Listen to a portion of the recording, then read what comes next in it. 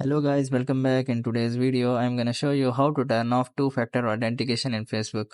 So it's pretty simple. Let's get started. So for that, you have to just simply open up Facebook app on your mobile phone.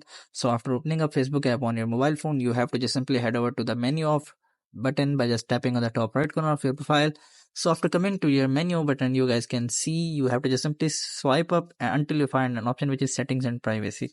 So you have to just simply click on it and drop down menu will appear, and in the drop down menu you have to just simply select the first option, settings. So in the settings you have to just simply click on see more in account center, and here you have to just simply select the password and security, which is the third option in the account setting. So after that, you guys will be able to see the second option, which is two-factor authentication. So you have to just simply click on it, and here you have to just simply select any of account of which you want to turn off the authentication, two-factor authentication, or turn on the two-factor authentication.